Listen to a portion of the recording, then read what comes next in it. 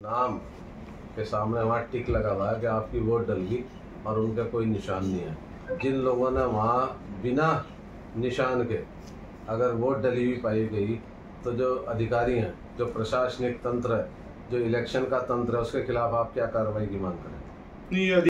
कुछ लोग उसे धार्मिक रूप भी देते हैं। उसका जीता जागता उदाहरण मैंने इतने बरस मुझे हो गए सियासत में, मैंने कल देखा, जो कि बहुत न केवल दुर्भाग्यपूर्ण है बल्कि निंदनीय है।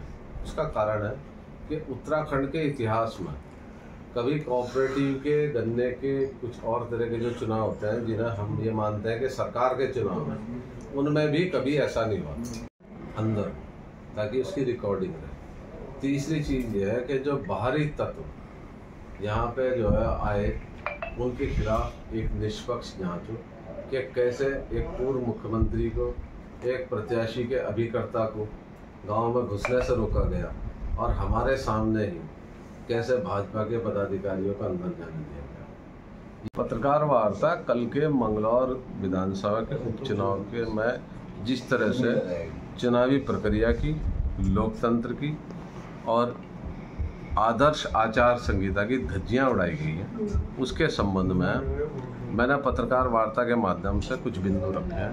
पहला बिंदु यह है कि जो हमारे चुनावी ऑब्जर्वर हैं, इलेक्शन ऑब्जर्वर हैं, वो और आरओ, उनके अलावा किसी भी अधिकारी को गिनती के अंदर ना जाने दिया जाए जहाँ पे गिनती का कक्ष है। सारी गिनती सीसीटीवी कैमरे के अंदर होनी चाहिए।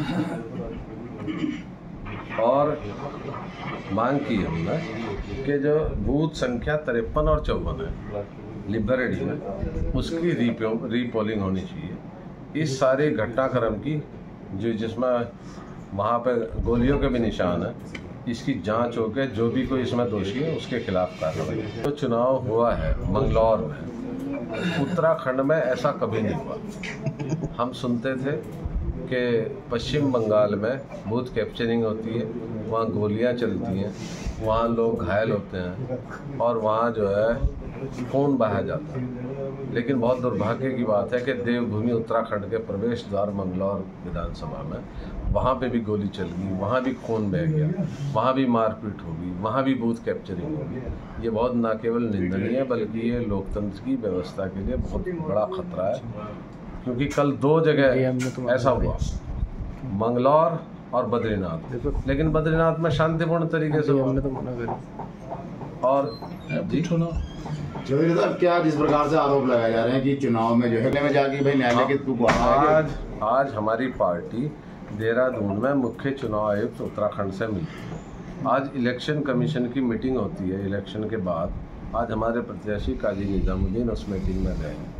अभी मेरी उनसे, चूँकि ये प्रेस वार्ता होगी, अभी वो 10-15 मिनट पहले वहाँ से बाहर निकले, मेरी बात नहीं हो पाई। वहाँ उन्होंने क्या बिंदु रखे, लेकिन इतना तय है कि हम बूथ संख्या 53-54 में रीपोल की मांग करेंगे। और मैं ही नहीं इस बात को कह रहा, हजारों की तादाद में कल वहाँ पुलिस फोर्स मौजूद थी, सैकड़ों वहाँ पत्रकार थे, रुड़की के थे, मंगलौर के थे, नारसन के थे, हरिद्वार के थे। उनके सामने जिस तरह से वहाँ अराजकता का माहौल था, कैसे वहाँ महिलाओं को और एक वर्ग विशेष के लोगों को रोका गया। अच्छा, क्या जीत रहे हैं चुनाव? हाँ, बिल्कुल जी। अच्छा, प्रशासनिक अधिकारी उन्होंने तो इस चीज से नकार दिया गया कि उनके संज्ञान में ऐसा कोई मामला नहीं आया कि वहाँ बड़े प्रशासनिक अधिकारियों की उपस्थिति में भाजपा के एक बड़े पदाधिकारी कल वहाँ बिना परमिशन की गाड़ी के अंदर गए, जबकि पूर्व मुख्यमंत्री और मैं काजी जी का चुनाव भी करता था, हमें रोका गया। बड़े प्रशासनिक अधिकारी मौजूद थे। तो भ्रष्ट व्यवस्था इस समय फैल गई है उसे।